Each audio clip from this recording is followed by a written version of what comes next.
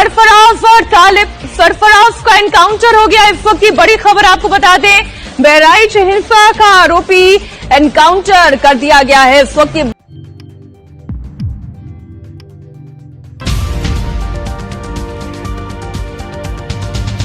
अस्सलाम वालेकुम, आदाब दोस्तों, मैं हूं शम्स सईद और आप देख रहे हैं हर खबर आप तक। दोस्तों, आपको पता है कि पिछले दिनों बहराइच में हिंदू मुस्लिम फ़िरका वाराना फसादात रोनुमा हुए हैं और सबने ही उनको झेला है। ख़ास तौर से वहाँ पर एक व्यक्ति की जो हत्या की गई थी, उसके बाद ये आशंका जताई जा रही थी। सिर्फ मेरे ज़रिए नहीं, मैं किसी की बात आपको पढ़ के सुना रहा हूँ जिनके ज़रिए आशंका जताई जा रही थी कि उसके बाद जो है वहाँ पर इंटरनेट बंद कर दिया गया था कि मुसलमानों के ख़िलाफ़ एक तरफ़ा कार्रवाई की जाएगी और ये आशंका जताई जा रही थी कि मुसलमानों को ही मुख्य आरोपी बनाया जाएगा। उन्हीं की दुकानों में लूटपाट हुई, उन्हीं के मकान जलाए गए, उन्हीं के जो है दुकानों में लूटपाट की गई और उन्हीं को मुख्य आरोपी बनाया जाएगा। ये तमाम तर चीज़ें मौलाना अरशद मदनी जमीयत उलमा हिंद के जो सदर हैं, उन्होंने उनको ट्वीट किया था, कल लिखा था कि बहराइच में हिंसा के बाद मुसलमानों पर एक तरफ़ा कार्रवाई, लेकिन प्रशासन हिंसक घटनाओं को रोकने में विफल हो रहा है। जिन अधिकारियों ने अपनी जिम्मेदारी निभाने में लापरवाही बरती है, उनके खिलाफ कड़ी कानूनी कार्रवाई की जानी चाहिए। रियासती जमीयत उलमा के सेवाकार पीड़ितों की मदद के लिए सक्रिय हैं। गांव में मुस्लिम युवकों की एक तरफा गिरफ्तारियां शुरू हो गई हैं, जबकि एक मुस्लिम के घर में घुसकर उसकी पिटाई करने और उसके घर की छत पर भगवा झंडा फहराने वाले असली अपराधी अभी भी दंगाइयों के मामले सामने आने के बावजूद उत्पात में लगे हुए हैं। पुलिस प्रशासन उनके खिलाफ कोई कार्रवाई नहीं कर रहा है, सिर्फ मुसलमानों को निशाना बनाया जा रहा है। धर्म के आधार पर कोई भेदभाव नहीं किया जाना चाहिए और निर्देश स्वरूप से गिरफ्तार किए गए लोगों को तुरंत रिहा किया जाना चाहिए। ये जो ट्वीट था, ये जो पोस्ट थी एक्स पर, ये मौलाना अरशद मदनी की थी। आपको बता दें कि वहाँ पर ये आशंका पहले ही जताई जा रही थी और एक सोशल मीडिया पर जो अब्दुल हमीद जिनके घर पर झंडा फहराया गया था, उनकी बेटी के ज़रिए एक सोशल मीडिया पर एक वीडियो जारी किया गया था कि उनको डर है कि उनके जो पिता हैं और उनके भाई हैं, उनके शोहर हैं, उनके देवर हैं, कि उनको सबको उठा लिया गया है और उनके बारे में पुलिस ने भी किसी तरह की कोई पुष्टि नहीं की थी, जिसके बारे में उन्होंने आशंका जताई थी कहीं मेरे भाई और उनका जो देवर और उनके पिता अब्दुल हमीद वही शख्स है, आपको बता दें कि जिनके घर पर वो झंडा फहराया गया था।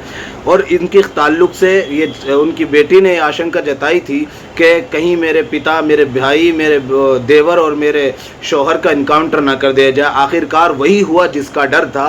कि खबर आ रही है कि पुलिस ने सरफराज गोपाल मिश्रा मामले में, यानी जिनकी डेथ हुई थी, जिनकी हत्या कर दी गई थी गोली मारकर, सरफराज नाम का जो उनके भाई या उनके ताल्लुक से जो नामजद आरोपी था, उसको जो है इनकाउंटर कर दिया गया। आप ज़रा पहले उनका वीडियो सुनिए।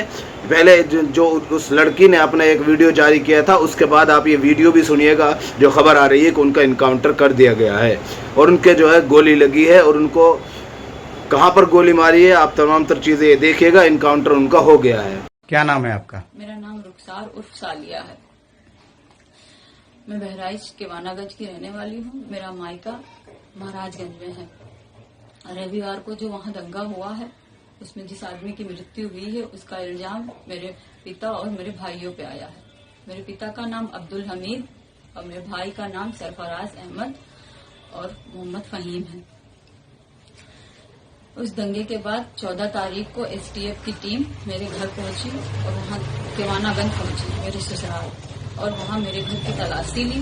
जब वहाँ कोई नहीं मिला तो वो लोग मेरे पति ओसामा और मेरे देवर शाहिद को लेके चले गए। उसके बाद से उन लोगों का कोई अता पता नहीं चल रहा है। कल 16 तारीख को जो है मुझे गांव से कुछ पता चला कि जो है कल 16 तारीख को गांव से मुझे खबर मिली कि धर्म कांटे के पास से मेरे पापा और मेरे भाइयों को अरेस्ट कर लिया गया है। उनके साथ एक लोग और हैं, 4 लोगों को अरेस्ट किया गया है, लेकिन उनका भी कुछ पता नहीं है। न उनका कहीं कुछ दिखाया जा रहा है, किसी थाने में भी वो नहीं है, न कोई कप्तान कुछ बता रहे हैं, न मीडिया में कुछ पता चल रहा है। हमको डर है कि उनका फर्जी इनकाउंटर दिखा के उनकी हत्या कर दी जाएगी और मेरे पति ओसामा और शाहिद को भी मेरे पति ओसामा और शाहिद की भी हत्या कर दी जाएगी। माननीय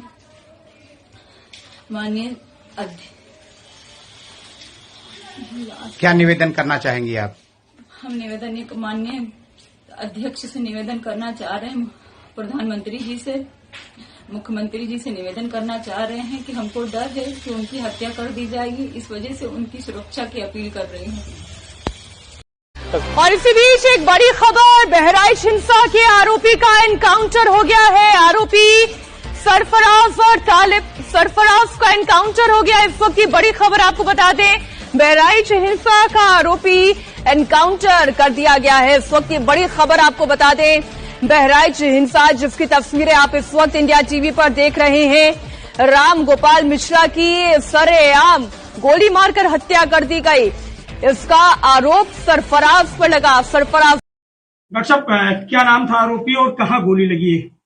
दो व्यक्ति आए थे हमारे यहाँ, जो दो लोग, एक सरफराज करके नाम है और एक तालिम करके, मोहम्मद तालिम। तो दोनों के, एक के दाएं पैर में है, एक के बाएं पैर में है। क्या स्थिति है सर? स्थिति दोनों की सही है। कहाँ भेजा गया सर? थोड़ा जो गोली है, गोली अभी भी अंदर ही है क्योंकि एग्जिट पॉइंट उसमें नहीं दिखा है। बाकी हमने डिस्ट्रिक्ट हॉस्पिटल बहराइच के लिए रेफर कर दिया है, वहाँ एक्सरे और फर्दर मैनेजमेंट के लिए। स्थिति दोनों की नॉर्मल है। कब लेके आए थे यहाँ पे? 2:35 के करीब, दोपहर में 2:35। गोली निकाल दी गई इसकी? गोली। दोस्तों, इन तमाम तर चीज़ों को सुनने के बाद आपको एक चीज़ तो क्लियर हो गई होगी कि जो पुलिस की कार्रवाई है और पुलिस की कार्यशैली पर जो सवालात उठ रहे हैं, उनमें आपस में जो है तजाद पाया जा रहा है, वो एक दूसरे के मुकाबिल हैं। जैसा कि ये जो सोशल मीडिया पर लड़की का वीडियो वायरल है, ये साफ तौर पर कह रही हैं कि उनके पिताजी को और उनके भाई को, उनके देवर को कहां कहां से उठाया है। वहीं दूसरी तरफ अब आप पुलिस का जो बयान है वो भी सुन लीजिए, वो किस तरह से साफ तौर पर ये कहती हुई नज़र आ रही है कि उनको नेपाल का जो बॉर्डर है वहां से उनको उठाया गया है और उनके पास वो जो जिससे उनकी राम गोपाल की जो हत्या हुई थी, वही बंदूक, वही जो हथियार था वो लोडेड मिला है। आप ज़रा पुलिस का भी बयान सुन लीजिए और उसके बाद अंदाज़ा खुद ही कर लीजिएगा किस तरह की कार्रवाइयाँ चल रही हैं।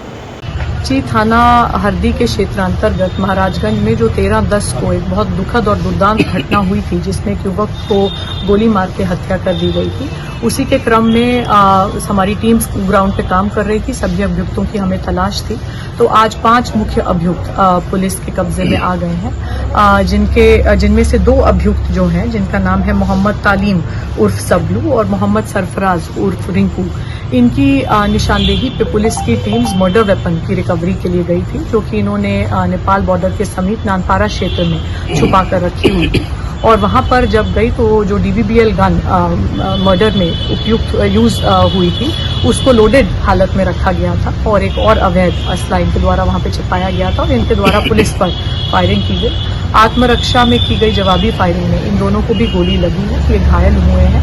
इनको उपचार उपलब्ध पुलिस द्वारा करा दिया गया है और बाकी 3 अन्य मुख्य अभियुक्त भी अब्दुल हमीद और उनके पुत्र फाहीम तथा मोहम्मद अफजल, इनकी भी गिरफ्तारी हुई है और इनसे की गई पूछताछ के आधार पर जो अन्य अभियुक्तों की जानकारी हुई है, उन पर भी निरंतर हमारी टीम्स काम कर रही है। शीघ्र की शीघ्र उनकी भी गिरफ्तारी। अच्छा मैम, एक चीज जानकारी की, जैसे जिस तरीके से एक अफवाह उड़ रही है कि जो मृतक है उसके नाखून वगैरह उखाड़ दिए गए हैं, कई तरह की भ्रामक खबरें चल रही हैं। जी, पोस्टमार्टम के अनुसार मृतक की मृत्यु गोली लगने के कारण हुई है और अन्य जो चीजें बताई जा रही हैं वो सब भ्रामक है, जिनकी पुष्टि पोस्टमार्टम से नहीं हो रही है। क्या लगता है कि जैसे मुख्य आरोपी तो सभी पकड़ लिए गए हैं, लेकिन ये छापेमारी क्या अभी जारी आपकी रहेगी या? जी, बिल्कुल जारी रहेगी। जैसे जैसे नए तथ्य आ रहे हैं, जो भी कोई लोग इसमें समर्थक, प्रोत्साहक के रूप में या इसको पूरा प्लान करने में, इनको संरक्षण देने में संलिप्त पाए जाते हैं, सभी के खिलाफ ठोस कार्रवाई की जाएगी। इस घटना में संलिप्त सभी अभियुक्तों के खिलाफ रासुका के तहत एवं अन्य ठोस कार्रवाई जल्द ही। फिलहाल इन तस्वीरों में इतना ही दोस्तों, आगे फिर मुलाकात होगी आपसे किसी ऐसी खबर के साथ। तब तक के लिए जय हिंद, धन्यवाद।